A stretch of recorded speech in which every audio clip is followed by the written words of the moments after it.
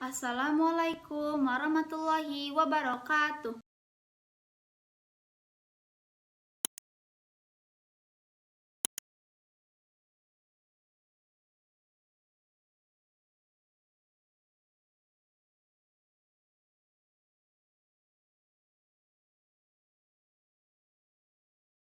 Kalinya kayak ini apa jadinya ini ada.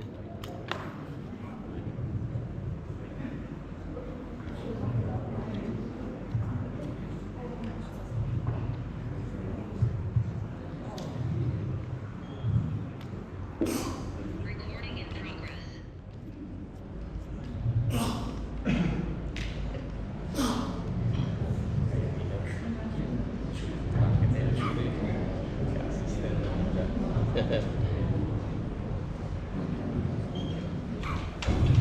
Recording in progress.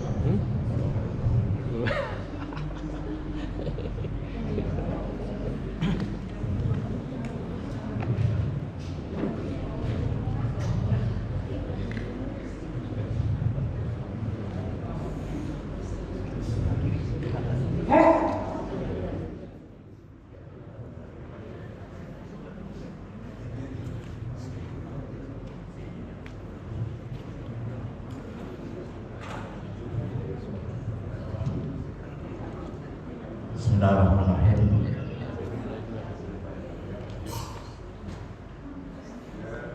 Ya Rabbi bil Mustafa balligh maqasidana waghfir lana ma madha ya wasi'al karami. Ya Rabbi bil Mustafa balligh maqasidana waghfir lana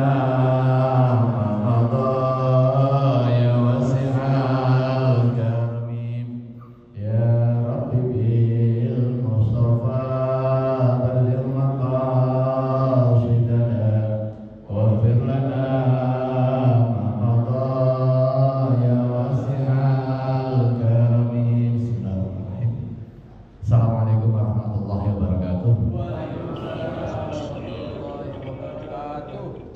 Bismillahirrahmanirrahim. Wassalatu wassalamu ala Rasulillah wa la hawla wa la quwwata illa billah. Rabbi shrah li sadri wa yassir li amri wahlul 'uqdatam min lisani yafqahu qawli wa ba'du. Saudara karamin sahibat rahimakumullah. Marilah kita mulai pengajian rutin kita selama Ramadan ini dengan mengaji kitab Syarh Al-Arba'in Hadits An-Nawawiyah karya Imam Ibnu Daqiq Al-Aid. Kita mulai dengan bacaan Alkitab. Mudah-mudahan kita senantiasa diberikan daun nasihat wal afiyah, diberikan keberkahan di bulan Ramadan, diberikan ilmu yang bermanfaat, maslahah di dunia wal akhirah. Alhamdulillah Nabi Mustafa sallallahu alaihi wasallam ala zatihi dzurriyyatihi wa jami'an qulubul muslimin wal muslimat. Al-Fatihah. Alhamdulillah minasyaitonir rajim. Bismillahirrahmanirrahim. Alhamdulillahirabbil alamin. Ar-Rahmanir Rahim. Maliki yaumiddin. Iyyaka na'budu wa iyyaka nasta'in. Ihdinas siratal mustaqim. Siratal ladzina an'amta 'alaihim ghairil maghdubi 'alaihim waladdallin. Amin. Kita lanjutkan hadis yang kelima ya. Hadis yang kelima.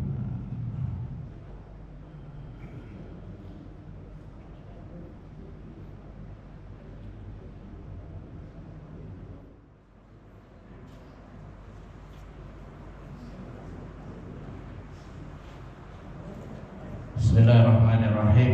Al-hadithul khamis, hadis yang kelima. An Ummil Mu'minin Ummi Abdillah Aisyah radhiyallahu anha qalat, diriwayatkan dari Ummul Mukminin Sayyidah Aisyah radhiyallahu anha qalat, dia berkata, qala Rasulullah sallallahu alaihi wasallam, Rasulullah sallallahu alaihi wasallam bersabda, man ahdatsa fi amrina hadza ma laisa minhu fa huwa raddun, rawahu al-Bukhari wa Muslim. Man barang siapa ahdatsa yang bikin-bikin fi amrina di dalam urusan kami, artinya urusan keagamaan, yang ngarang-ngarang. Hadza di sini ma sesuatu laisa yang tidak ada minhu dari ma fa huwa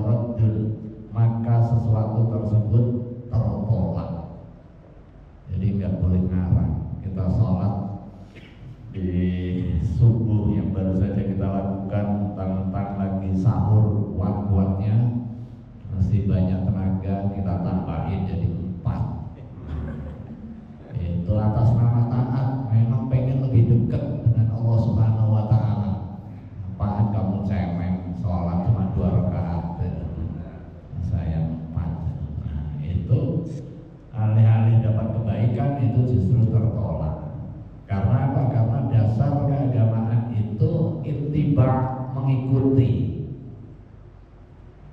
Jadi kita ngaji itu salah satu fungsinya ya menyambungkan sanad keilmuan. Termasuk kita ngaji bab hadis, ini kan hadis Rasulullah SAW, terlebih diriwayatkan oleh Imam Bukhari dan juga Imam Muslim ini. Riwayat hadis yang masuk kualifikasi sebagai hadis sahih itu sudah dijamin nyambung langsung ke Rasulullah SAW. Rantai sanad keilmuannya itu nyambung dengan kriteria yang sangat ketat yang terkait dengan keadilan dan juga kedorbitan.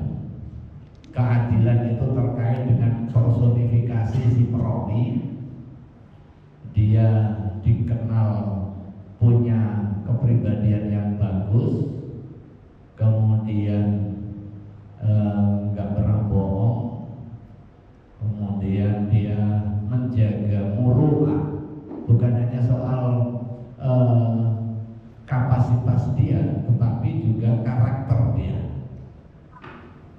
Pernah suatu waktu Imam Bukhari di dalam proses penyeleksian hadis itu jalan jauh kepada salah satu perawi yang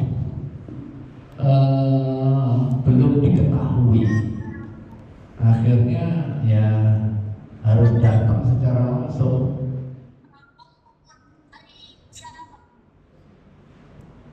Harus datang secara langsung melihat bagaimana keseharian dia. Nah, pada satu waktu ketemu nih sama orang yang di atasnya yang meriwayatkan hadis yang dia belum tahu, dia datang nanya kanan kiri gimana biasa. Terus ketemu, oh ini memang dikenal alim, kemudian karangannya banyak,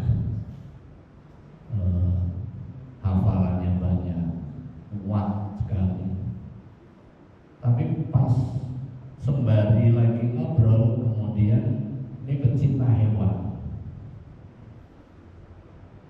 Setelah itu dia melihat untuk memanggil hewannya itu dia pakai karung seolah-olah ada makanannya untuk memanggil, padahal nggak ada makanannya. Nah, begitu tahu yang seperti itu, udah nggak pakai tanya lebih panjang, langsung aja udah pergi. Jadi hadis yang diriwayatkan yang ada salah satu orang tersebut di dalam silsilah riwayatnya itu langsung di drop, nggak pakai nanya udah.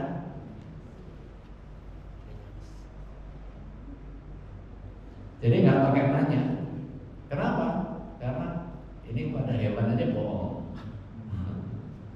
Ini sangat mungkin kepada Allah SWT juga bohong gitu. Pada hewan yang nggak berakal aja bohongin gitu.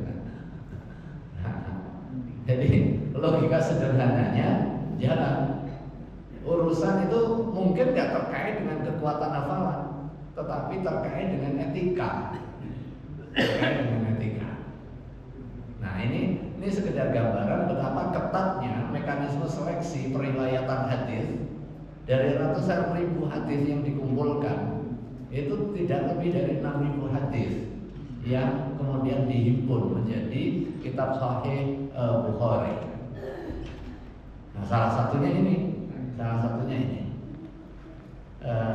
Ajaran agama yang kita lakukan hari ini dasarnya adalah talaqi, nyambung, bahwa apa yang kita lakukan dalam aktivitas sholat ini nyambung.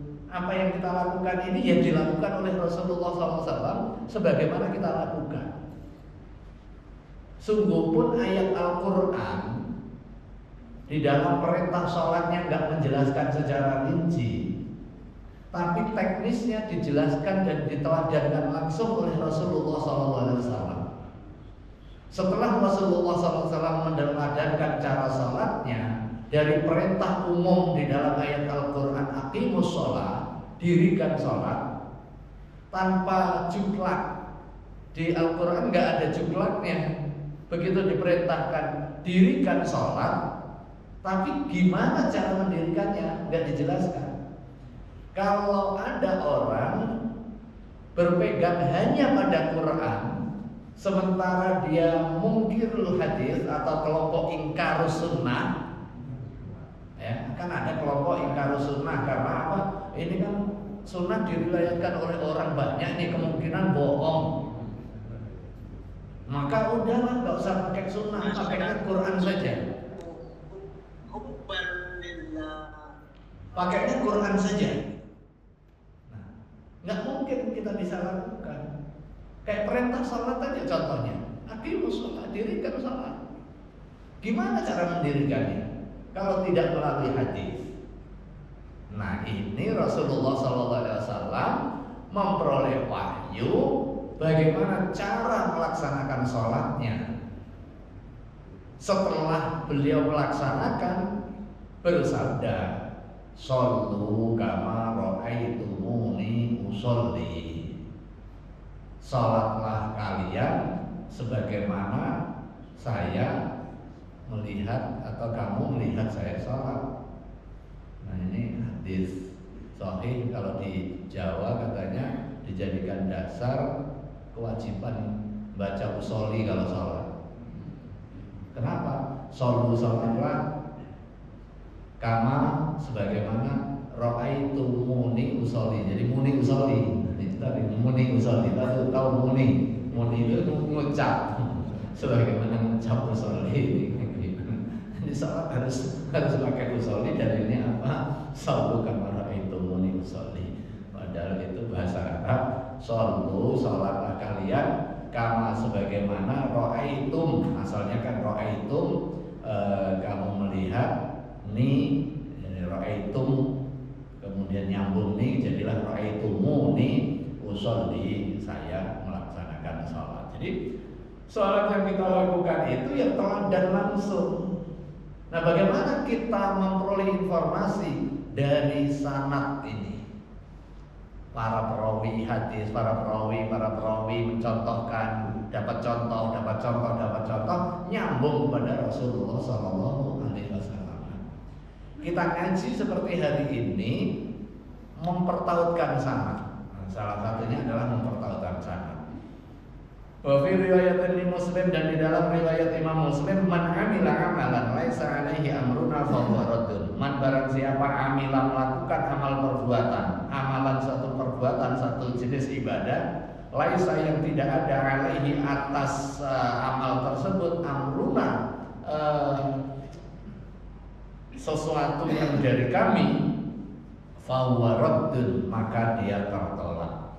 Qala ahlul lughah, menurut ahli bahasa ar-raddu huna bimakna al-mardud. Ar-radd tertolak, bimakna al-mardud ditolak. Ai fa huwa batil, maka hukumnya batal. Ghairu mu'taddin bihi, gak dianggap. Sekalipun niatnya baik. Jadi nggak cukup hanya sekedar niat baik aja. Terserah Allah Subhanahu wa taala. Yang penting niat saya baik. Nggak mau memperhatikan syarat rukun sholatnya, enggak boleh. Allah Maha tahu lah apa yang saya batin. Nah, ada orang juga begitu, nggak mau hitung-hitungan zakat. Yang penting setiap hari saya sedekah. Udah itu diniatin zakatnya, nggak boleh. Karena zakat itu jenis ibadah tertentu yang sudah ditentukan kadarnya, yang sudah ditentukan caranya, yang sudah ditentukan syarat dan rukunnya. Jenis apa yang diwajibkan zakat, bagaimana, kapan, di mana, dan takarannya berapa, kepada siapa, itu detail tuh. Jadi nggak bisa hanya pokoknya Allah Maha tahu lah. Saya juga tiap hari ngeluarin sedekah itu aja dah, jadiin zakat, nggak bisa. Sama dengan kita sholat banyak tapi nggak niat sholat zuhur, nggak niat sholat subuh, ya tetap aja masih dikenai kewajiban sholat subuh, sholat zuhur. Ya kayak kita punya tanggungan kepada orang, tanggungan pada sekolah misalnya ya, anak kita iuran wajib setiap bulan 500.000 misalnya.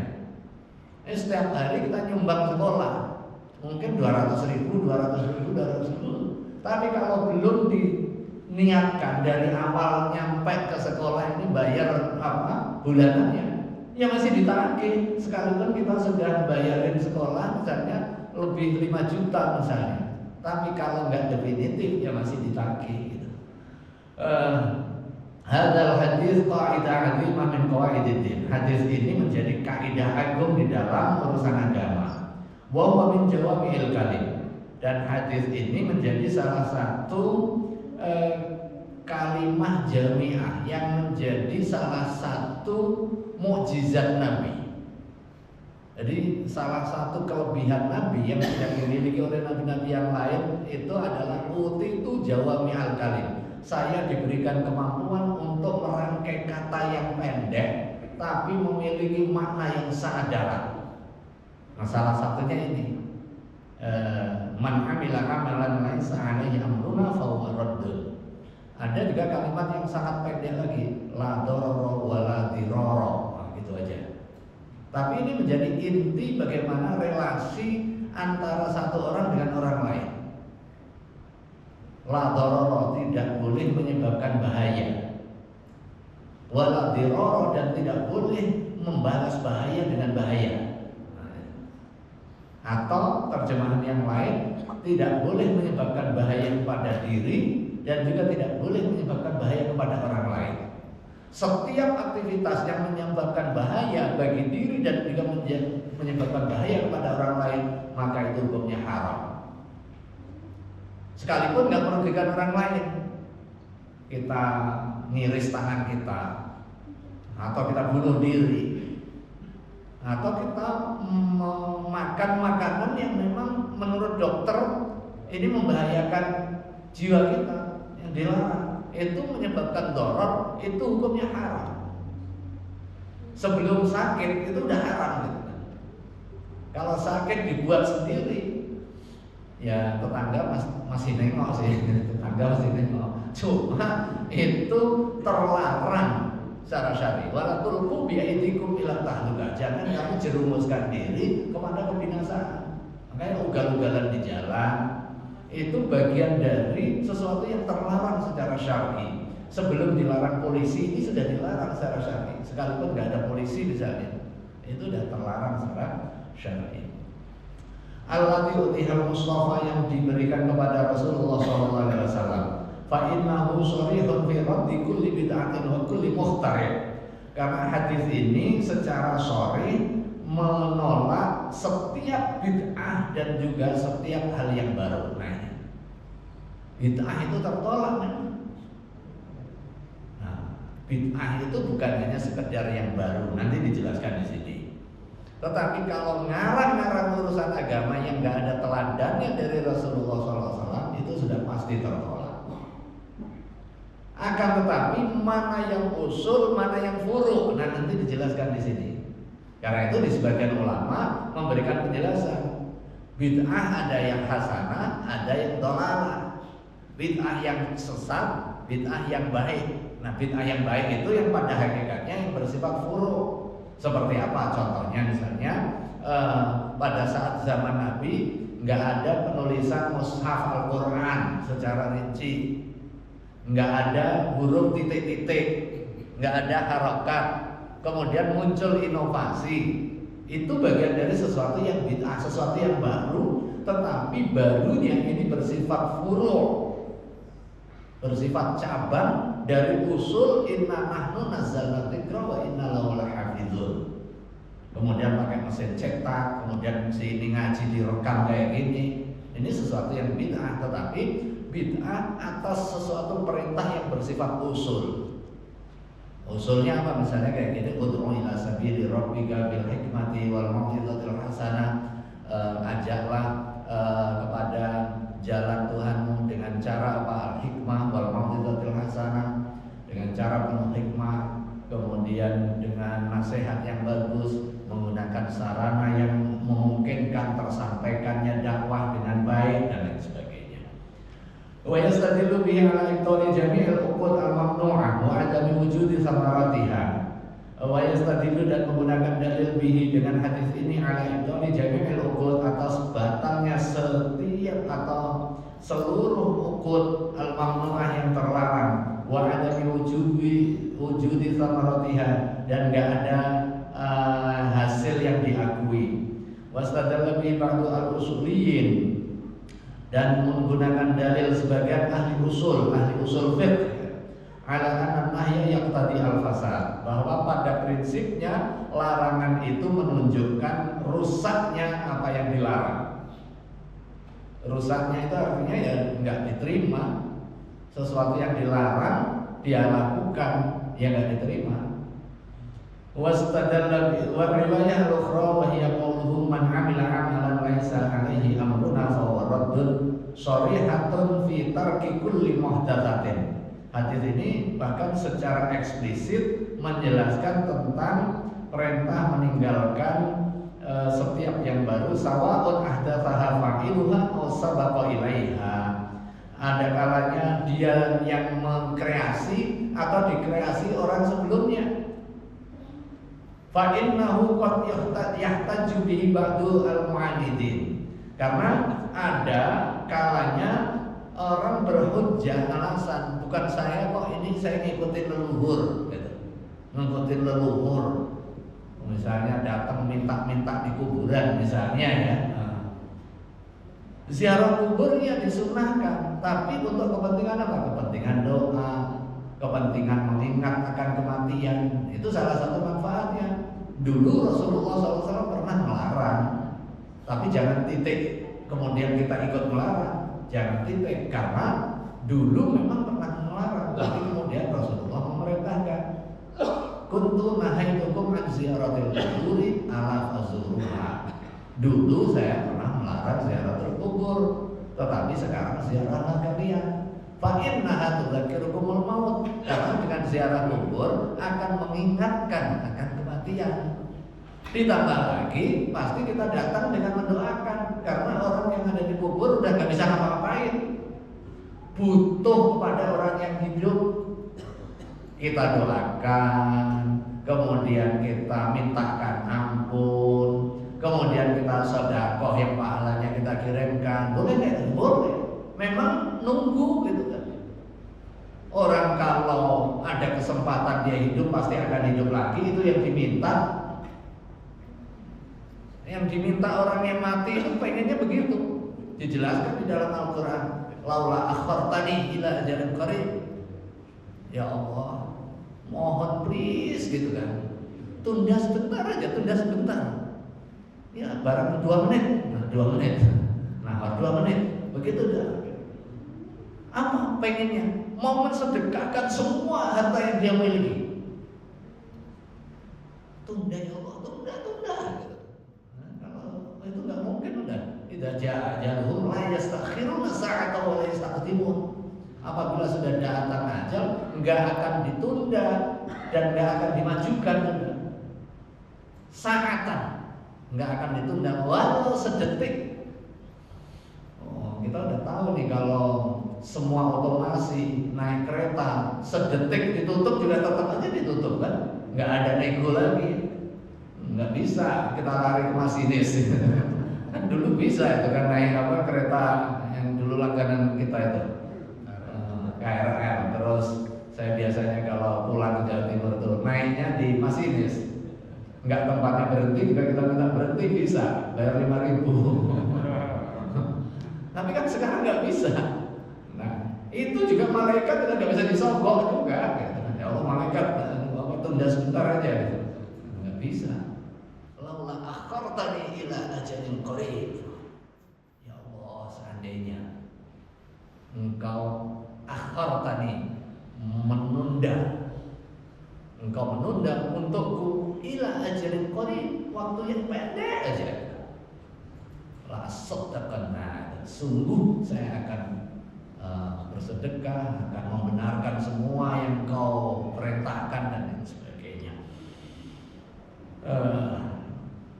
Idza fa'ala al-bid'ah fa yaqulu ma ahdathtu syai'an fa yahtaju alaihi bi hadhihi ar-riwayah. Kalau ditanya kenapa kamu melakukan ini, saya bukan yang mengkreasi, saya hanya ngikut-ngikut itu di atasnya. Ini udah dari kata leluhur saya. Nah, itu udah. Nah, boleh. Wa hadzal hadits mimma yanbaghi hifdhuhu wa isya'atuhu wa istimaluhu fi ibtalil munkarat fa innahu yatanawalu dzalika kullahu. Hadis ini perlu dihafal, perlu disebarkan, perlu dijadikan pedoman untuk mengingkari sesuatu yang mungkar. Jangan kompromi. Setidaknya kalau toh ada mungkar kita nggak mampu melakukan perubahan dengan tangan, ya dengan mulut. Kalau nggak dengan mulut, minimal dengan hati. Ya. Nggak boleh kita berkompromi. Gitu. Mana tadi? Fa'amma tafrighul usul. Nah ini allati la takhruju 'anis sunnah fala yatanawaluha hadarat. Adapun yang rincian dari usul, dari pokok, jadi turunan dari pokok allati la yakhruju 'anis sunnah, yang enggak keluar dari sunnah Nabi, fala yatanawaluha hadarat. Maka enggak mencakup yang dimaksud tertolak sebagaimana hadis ini. Seperti apa? Kakitabatil Qur'anil Aziz fil Mashahif, seperti penulisan Al-Qur'an di mushaf. Itu zaman Nabi belum ada. Seperti kayak kita lakukan tarawih jamaah, zaman Nabi itu belum ada. Yang ada adalah tarawih sendiri-sendiri. Nabi Muhammad SAW keluar, tapi itu pun juga nggak penuh selama sebulan. Setelah itulah dikoordinasi, dikonsolidasi sama Sayyidina Umar bin Al-Khattab. Jadi urusan ibadah mungkin juga ada hal yang baru, tetapi tidak semua yang baru itu masuk kategori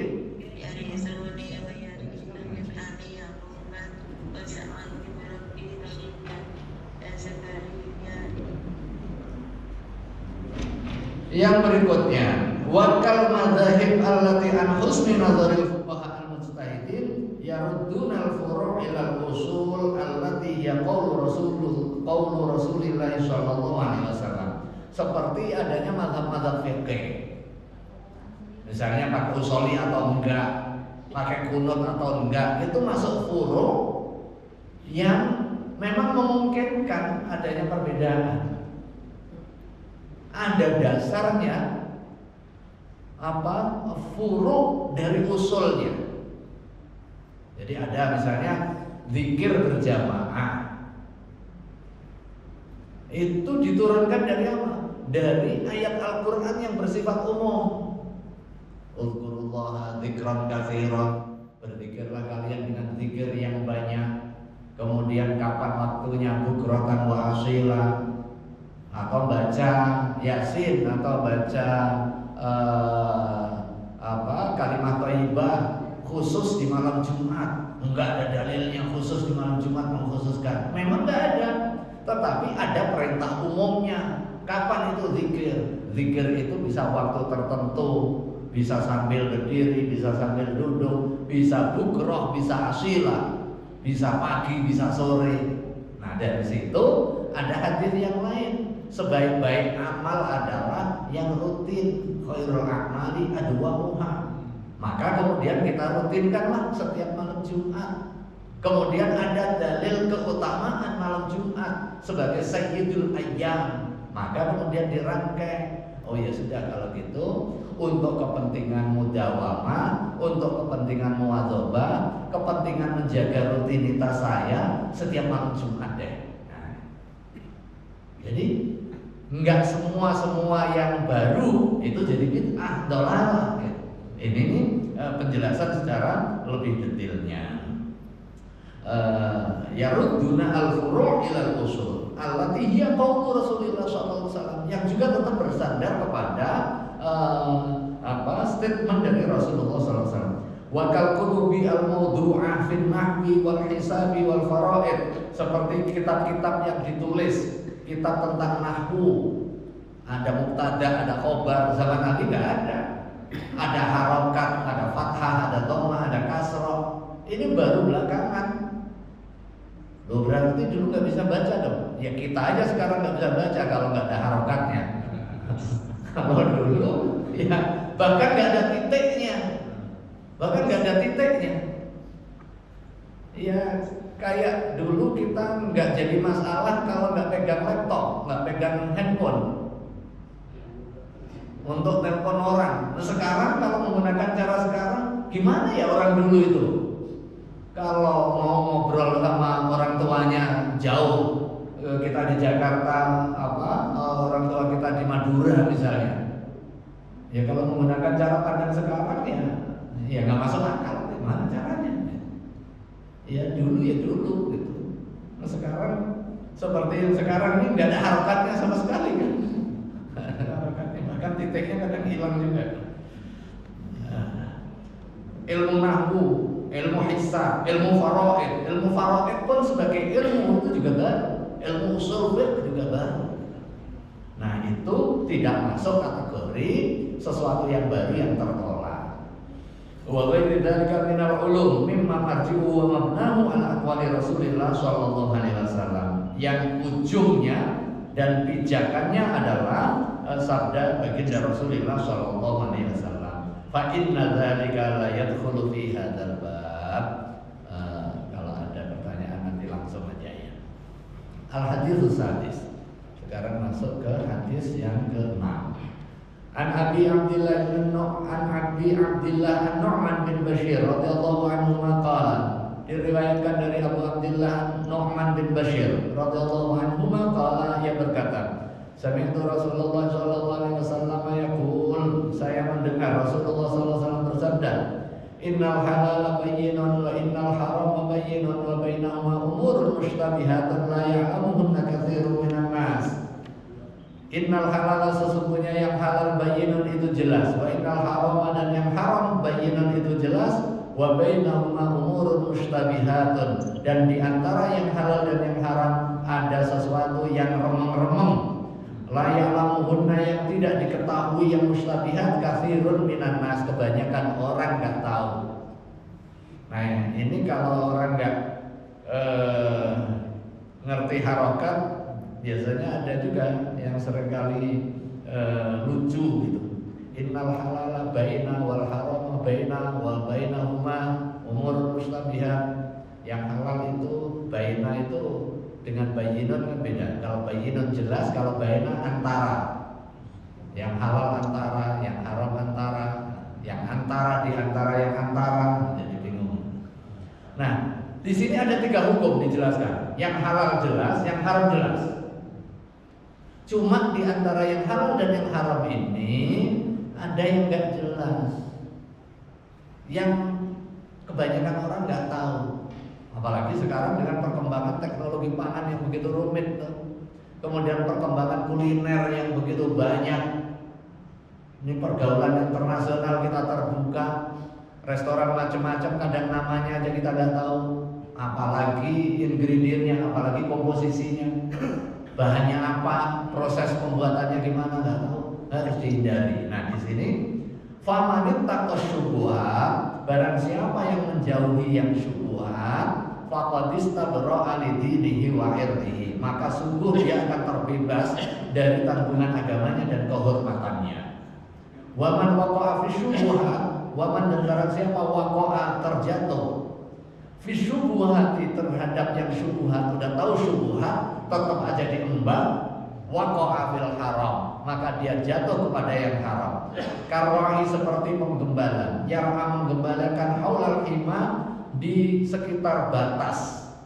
Jadi batas kebunnya orang atau batas rumputnya orang. Kalau dulu kan gembala itu dilepas, tapi masing-masing punya wilayahnya, punya areanya. Mungkin kayak di NTT di kita, atau mayoritas di Australia, di New Zealand itu punya peternakannya, ya punya sawah dia khusus untuk kepentingan menggembala dombanya, menggembala sapinya, udah dilepas saja. Jadi esok makan di sini, besoknya lagi makan sini, terus gitu aja muter. Jadi udah dilepas begitu saja. Nah, syubhat itu diibaratkan orang gembala di perbatasan. sangat mungkin dia akan ngambil punya orang. Nah, ini ngambil yang haram ini berarti. Jadi jangan sampai gembalaan itu berada di perbatasan. Yushiku ayyar ta'abi,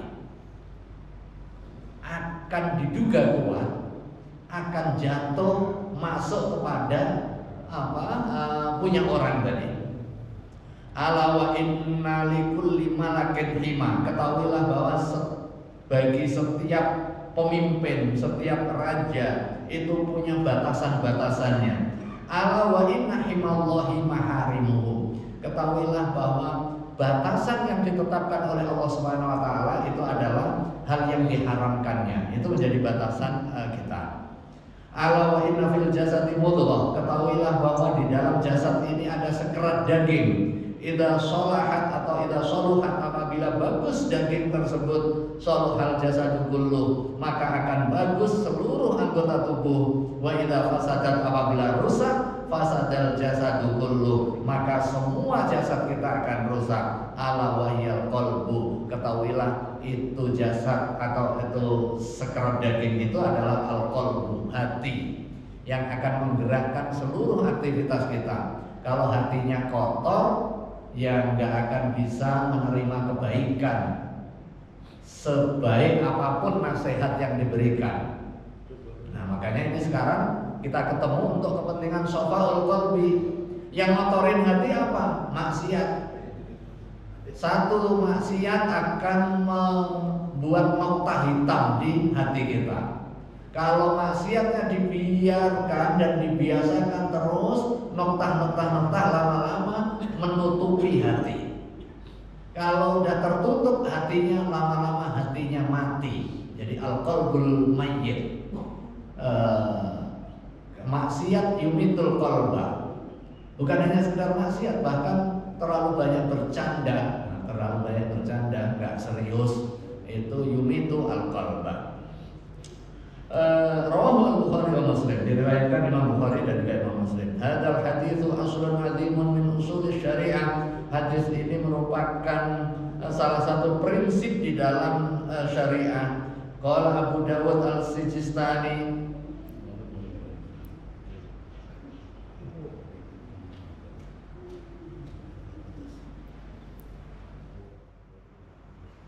Recording in progress. tes nyambung.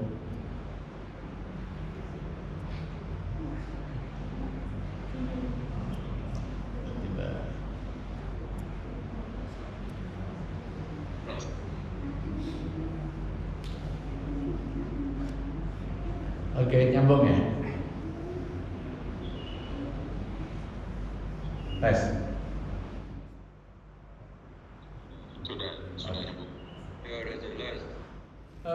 Hadal hadis aslun azimun min usuli syariah.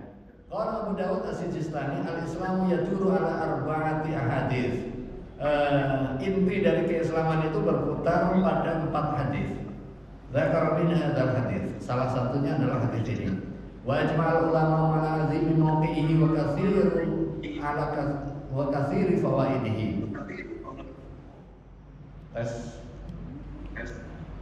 Apa mantul?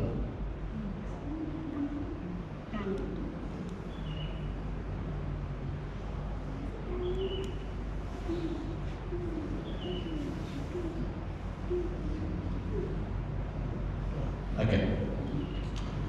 Qauluhu innal halala bayyinun wa innal harama bayyinun wa bainahuma umurun mushtabihat. Yakni annal asya' salah satu aqsam. Sesuatu itu ada 3 kelompok. Famana sallallahu ala tahlili fa huwal halal. Sesuatu yang dinaskan oleh Allah Subhanahu wa taala secara eksplisit ditegaskan kehalalannya, maka itu hukumnya halal. Jadi sesuatu yang halal itu ditandai yang pertama disebutkan eksplisit di dalam nas bahwa itu halal. Contohnya apa? Uhilla lakumut thayyibat wa ta'amul ladzina utul kitaba hillul lakum. Jadi dihalalkan bagi kamu yang baik-baik. Nah, ini berarti udah halal. Atau disebutkan thayyib. Jadi Jadi kulu mimman fil ardi halalan thayyiban. Halal thayyib. Sebaliknya, kalau yang haram itu ada kalanya disebutkan eksplisit. Wa yuharrimu alaihimul khaba'ith. Allah mengharamkan kepadamu sesuatu yang kotor-kotor. Atau hurrimat alaikumul maitatu, diharamkan atasmu bangkai, wadamu dan darah, walahmul khinziri dan daging babi. Itu semua diharamkan. Atau ada disebutkan indikasinya. Indikasinya apa? Salah satunya adalah khabith. Pokoknya disifatin kotor, itu haram. Kemudian najis, sesuatu yang najis maka haram untuk dikonsumsi. Ada penjelasan hadis yang lain. Ada hewan yang punya kuku dan juga taring yang kuat. Itu binatang buas, maka diharamkan. Nah, bedanya ada pertanyaan bajing sama tupai. Jadi awalnya sebelum kita memperoleh penjelasan dari ahlinya, itu kita anggap sama aja bajing sama tupai. Ternyata beda. Ternyata beda. Kalau yang pemburu, yang makanannya itu bisa daging, pokoknya dia nyerang punya paruh, itu yang haram. Tapi ada yang tupai yang makanannya buah, makanan apa itu enggak punya taring kuat, maka itu halal. Nah, jadi memang kadang kita tidak harus mengenali anatomi hewan. Jadi tidak semua yang menurut kita enggak lazim itu haram gitu. Tapi sebaliknya, yang menurut kita kadang lazim, enggak semua juga itu boleh gitu. Makanya disebutkan indikasinya. Atau ada jenis hewan yang enggak boleh dibunuh, enggak boleh dimatikan. Salah satunya kucing gitu kan, atau wafin yang sering berkeliling kita. Ya enggak boleh itu disembelih di buat lauk, buat sop, enggak boleh. Atau menjijikkan kayak tikus. Secara umum menjijikkan, tikus got terutama itu kan.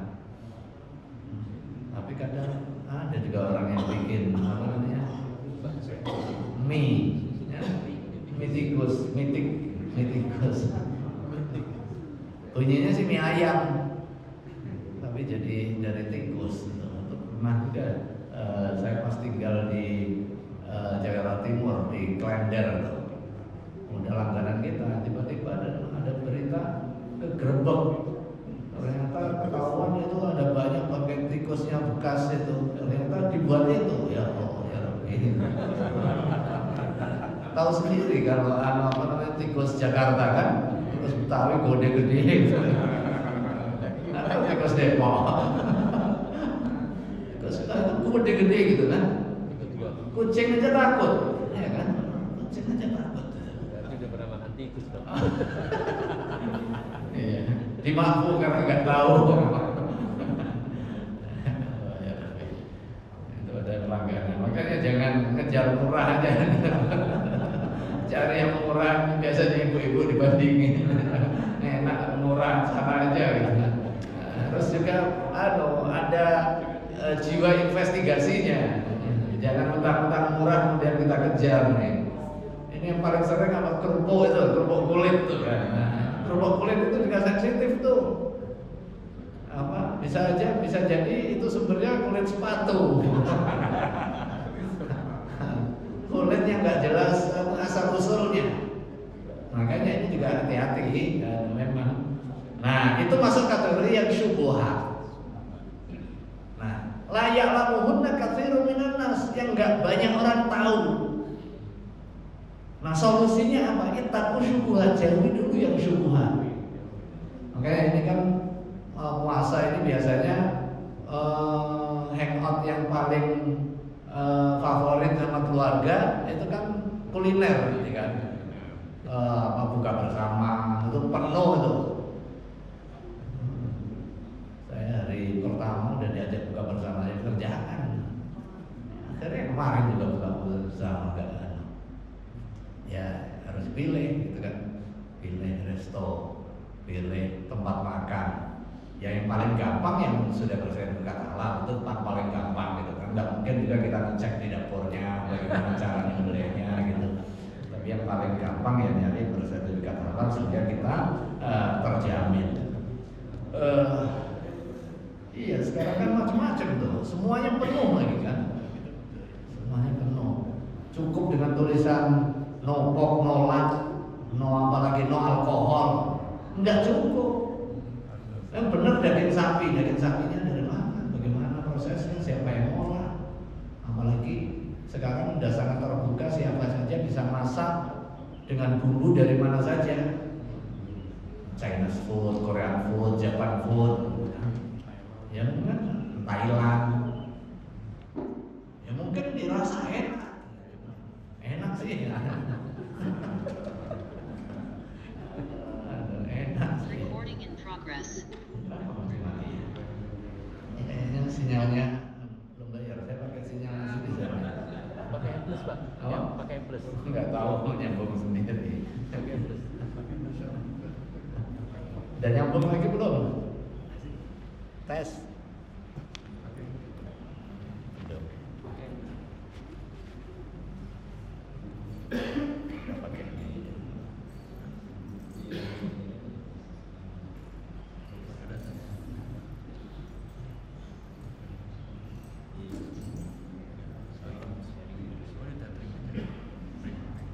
Recording in progress.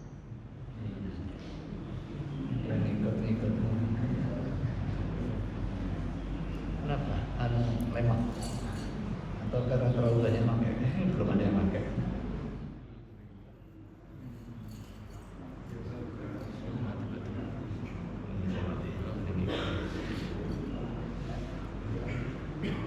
Dr. Sin, masuk nggak?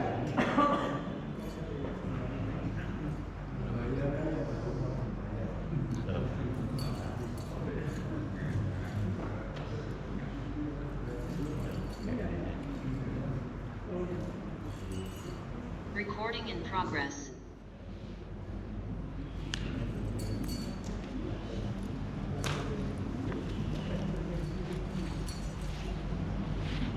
Tes, masuk suara? Jelas ya? Terus yang keluar barusan siapa?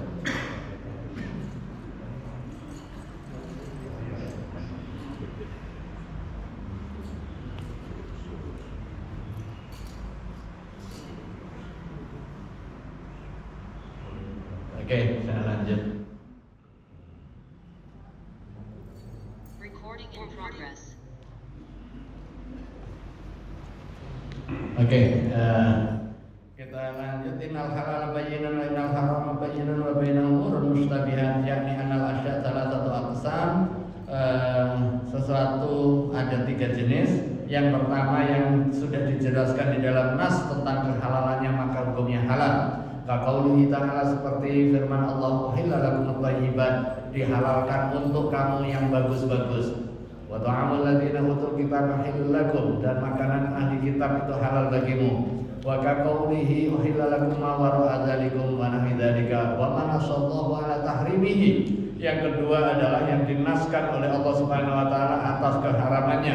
Fa wal haramul bayyin, maka hukumnya haram secara jelas. Mislu qawlihi, seperti firman Allah Subhanahu wa taala, hurrimat alaikum ummahatukum wa banatukum, diharapkan atas kamu ibumu. Nah ini dalam konteks hubungan pernikahan. Wa banatukum, dan anak-anakmu.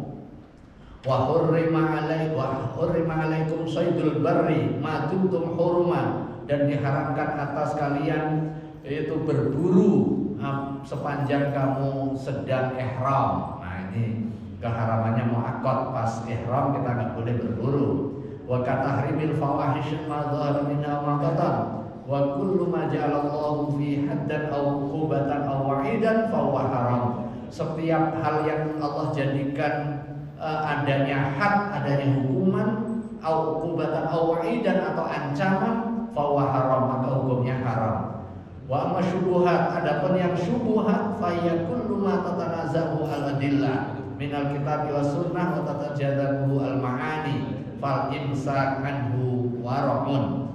Yang syubhat itu yang belum jelas terkait dengan aspek dalil, kemudian belum jelas substansinya apakah dia halal atau haram, maka menahan diri atau menghindari itu bagian dari wirai atau kehati-hatian.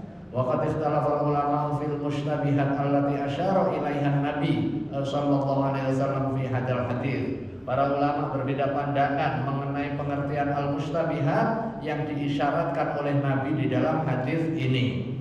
Faqala ta'ifah hiya haram, pada hakikatnya masuk kategori haram liqaulihi, karena sabda Nabi istabra'a lidinihi wa irdihi, terbebas dari agama dan juga kehormatannya.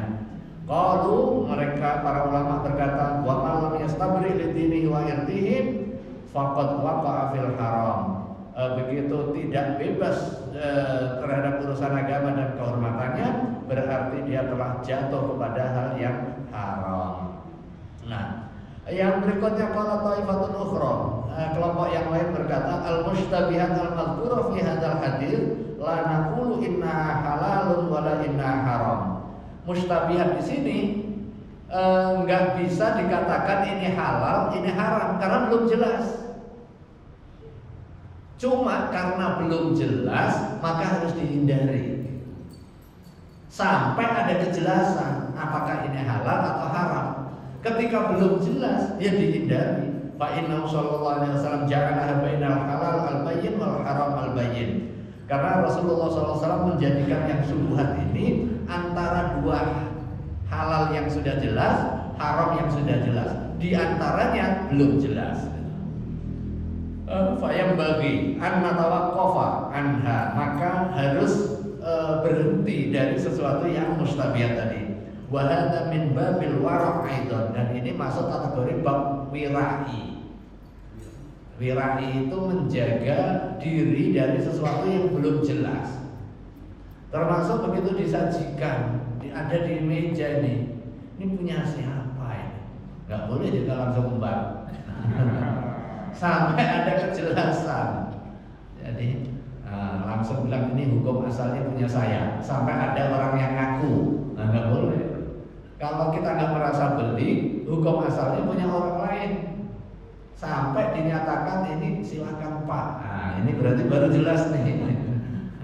Tapi kalau secara umum sudah bisa dipahami, misalnya lagi kondangan diedarin itu diputar, nah ini secara umum sudah bisa dipahami, itu hak kita, itu boleh aja sebelum dipersilakan dan kita makan, karena urfan, secara uruf, secara kebiasaan itu diberikan kepada kita, bukan hanya sebagai pajangan kan itu.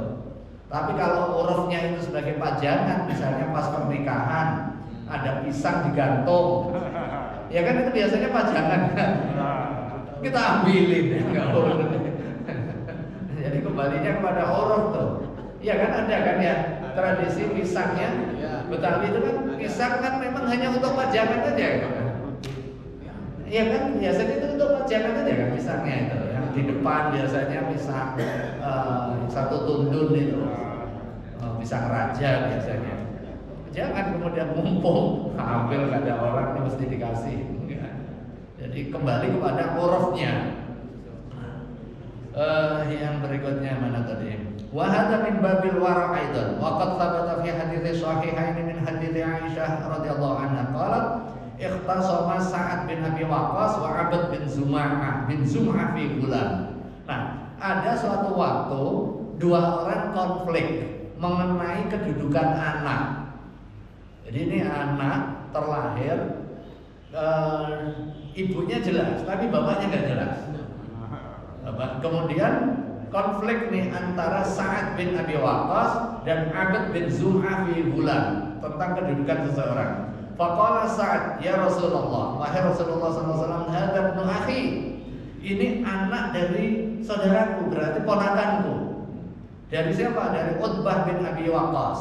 Jadi saudaranya Sa'ad bin Abi Waqqas namanya Utbah bin Abi Waqqas. Ahida ilayya annahu lahu, dia ngaku ini anak dia. Unzur ila syibhi, lihat keserupaannya. Wa qala Abad bin Zum'ah juga berkata, hadza akhi, ini adalah saudaraku. Nah, ini berarti anak bapaknya juga. Ini saudaraku ya Rasulullah. Wulida ala firashi abi min walidatihi. Ini terlahir pas sama bapakku nih, sama. Bapaknya sama, lahir juga dari bapak ibuku ini. Fanadhara Rasulullah sallallahu alaihi wasallam, kemudian Rasulullah menyeleksi, melihat ada anaknya, kemudian ada si Abad bin Zum'ah, ada Sa'ad bin Abi Waqqas. Kemudian fara'a shibhan bayyinan bi'utbah, melihat ada kemiripan yang sangat dengan si Utbah. Jadi Utbah bin Abi Waqqas nih, bukan yang mengaku sebagai saudaranya. Faqala huwa laka ya Abad bin fara'a shibhan bayyinan bi Utbah. Faqala huwa laka ya Abad bin Zum'ah, maka ini untuk kamu. Al-waladuna, baru kemudian hadisnya, al-waladu lil firashi walil ahiri al-hajaru. Al-waladu, anak itu, bagaimana cara menetapkannya kalau ada konflik seperti itu? Lil firashi, bagi orang yang memiliki dipan, tempat tidur, berarti yang menjadi suaminya, suami yang resmi. Jadi kalau ada perempuan melahirkan sementara dia punya suami, kemudian dia dituduh, itu bukan dengan dia tapi dengan yang lain, maka hukum asalnya itu adalah dengan bapak aslinya. Sampai ada pengingkaran, nanti namanya li'an, atau ada alat bukti yang lain. Nah, makanya al-waladu lil firash walil ahiri al-hajar. Dan bagi orang yang menghamili di luar nikah kena batu. Apa itu ya, enggak diberikan hak apa-apa. Wahtajibi minhu ya sauda. Tapi pakai hijab lah, artinya enggak boleh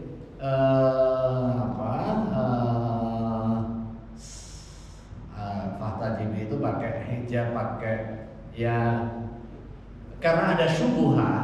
Jadi perlakukan dia, jangan karena beda jenis, ya kamu hati-hati, jangan seperti kakak adik yang terbuka sama sekali. Ya sauda, wahai sauda. Siapa sauda di sini? Falam taru sauda qatun faqad hakama Rasulullah sallallahu alaihi wasallam bil waladi lil firash wa annahu li zum'ah ala zahir, karena ada kemiripan dengan zum'ah itu secara zahirnya. Wa annahu akhuhu sauda.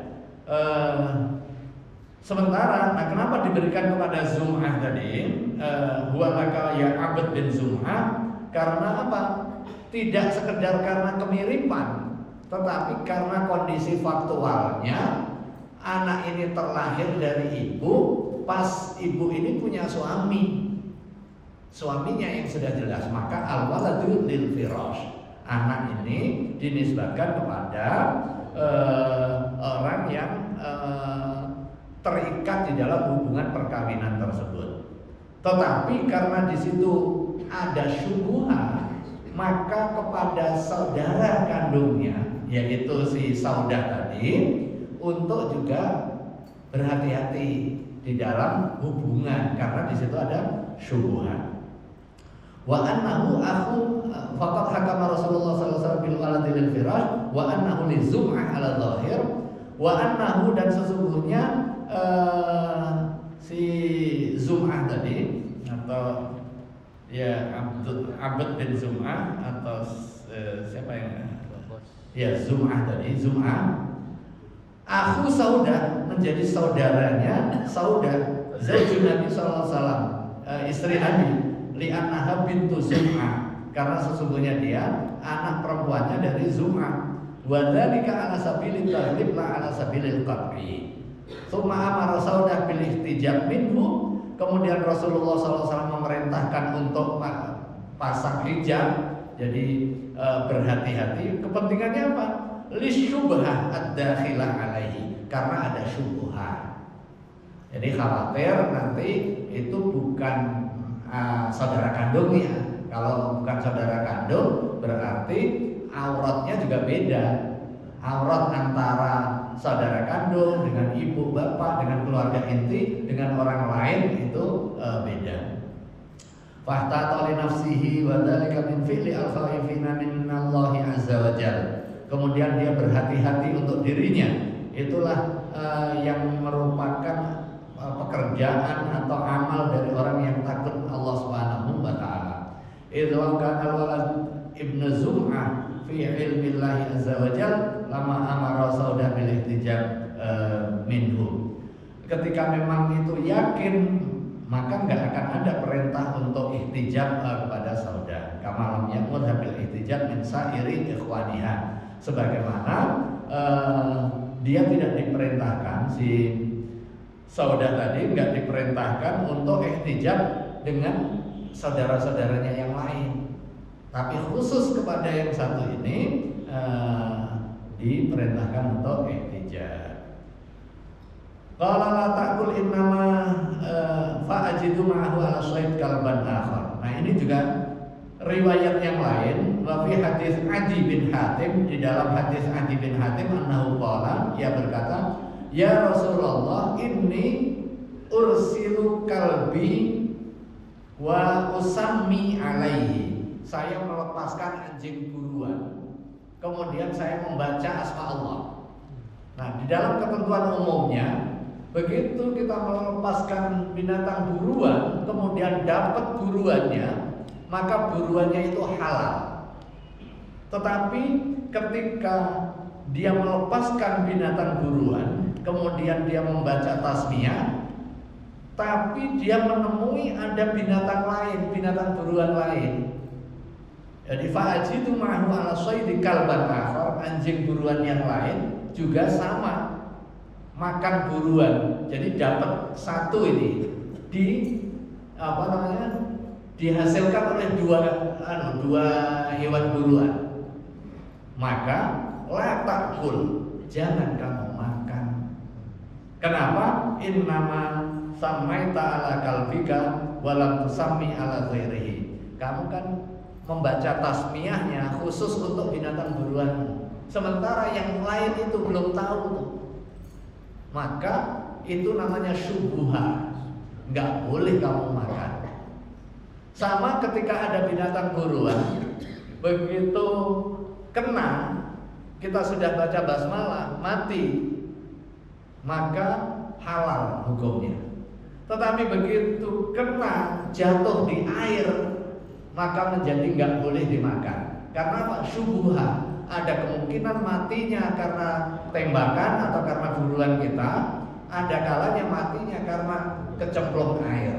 Nah, itu yang syubhah, maka harus dihindari. Nah, itu qauluhu la ya'lamuhunna katsirun minan nas, sabda Nabi la ya'lamuhunna katsirun minan nas, ay la ya'lamu hukmahunna min tahlil wal tahrim. Yang enggak ngerti hukum mana halal mana haram.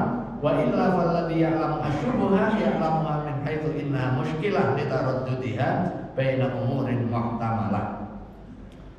Wa qalu faman ittaqa syubhat faqad istamra ali dinihi wa irdihi. Barang siapa yang menjauhi syubhat, maka dia akan terbebas dari tanggungan agama dan kehormatannya. Sebaliknya, wa man waqa'a fi syubhat, barang siapa yang jatuh pada hal yang syubhat, waqa'a fil haram, dia akan jatuh kepada yang haram. Jadi singkat kata, perlu kehati-hatian kita. Ini adalah pedoman dari baginda Rasulullah SAW menghadapi fenomena kehidupan sosial yang semakin rumit hari ini untuk menentukan mana yang halal mana yang haram. Termasuk di dalam media digital, media sosial kita semakin rumit untuk menentukan mana yang benar-benar faktual, mana yang ilusi, mana yang benar-benar kejadian, mana yang AI, mana yang konteksnya benar, mana yang konteksnya salah. Makanya hati-hati betul. Jangan hanya sekedar melihat tautan atau kiriman dari orang. Sekalipun ini video. Kalau dulu kan kalau kata-kata bisa dibuat orang, tapi kalau gambar ini udah pasti. Sekarang gambar berbicara, ya ini video itu aja bisa diedit, bisa benar tapi dipotong sehingga konteksnya berbeda. Bisa juga sama sekali nggak benar, orang foto dibuat ngomong, ada juga tuh. Kita ini lagi foto, lagi diem aja, itu dibuat ngomong dengan intonasi yang sangat pas, suaranya juga persis karakter suara kita. Kalau yang biasa ceramah itu langsung diambil, di-generate pakai AI karakter suaranya, udah dikenali oleh AI, oleh kecerdasan buatan ini. Diambil frekuensinya berapa, kayak suara saya misalnya ini, itu bisa persis nanti ngambil foto saya, kemudian foto saya menjadi bergerak, ditambah suara yang persis dengan suara saya. Nah, itu luar biasa. Nah, itu di zaman yang syubuhah ini. Urusan makanan juga begitu. Ada rasa kambing, rasa ayam, semua perasa semua ternyata. Pengen sop, jadi ya udah rasa sop aja rasa. Nah kan kita semua ada di Indomie itu, Indomie rasa kambing, rasa ayam panggang, rasa pokoknya kita bisa menunya ganti-ganti. Hanya dari Indomie. Mau buka apa? Buka ayam panggang, mie ayam panggang, kemudian mie kare, ya kan? Kemudian mie rendang. Wah, itu jadi semua, itu perasa semua. Nah, dagingnya jelas nih daging, tetapi daging hasil olahan sintetik ternyata. Kalau daging olahan masih mending tuh. Daging diolah, tetapi ini ya hanya perasa daging aja, seolah-olah daging. Nah, beras kan sudah banyak tuh, ada beras dari beras plastik.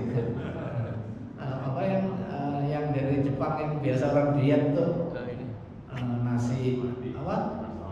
Oh, kalau basmati itu buat makan bukan yang apa namanya itu yang putih itu kan? Oh, borang kan? Ya porang, ya kan? Beras porang itu kan bukan beras aslinya kan? Ya makanya hati-hati aja.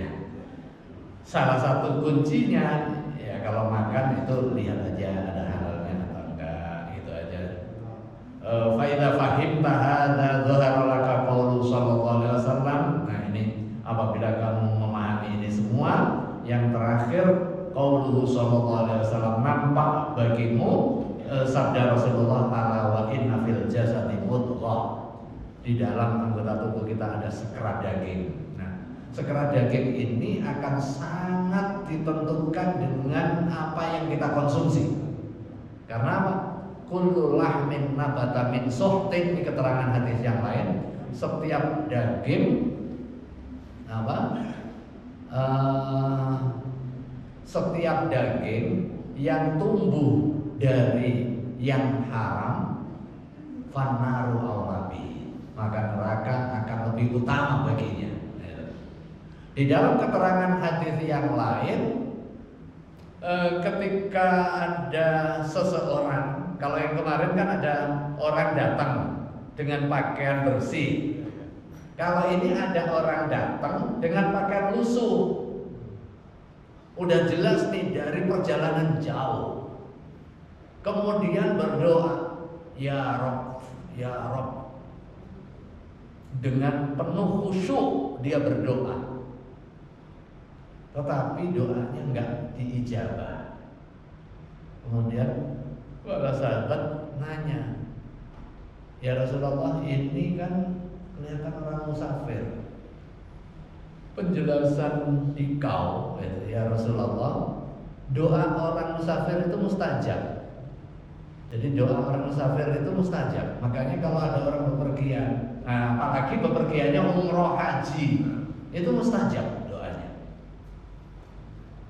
Tapi ini kok enggak diijabah? Nah, Rasulullah SAW menjawab, kaifa yustajabu lah, fa mashrabuhu haram wa makaluhu haram wa ghudhiya bil haram fa anna yustajabu lah. Orang ini, nah ini kemampuan atau mukjizat Nabi, mampu melihat seseorang. Dia makannya haram, minumannya haram, pakaian yang dia pakai haram. Bagaimana mungkin diijabah doa itu? Nah, artinya ijabah doa itu sangat terkait juga dengan apa yang kita konsumsi. Nah, apa yang kita konsumsi? Nah, ini poin pentingnya. Di ujung hadis ini dijelaskan, ala wa inna fil jasadi mudghah.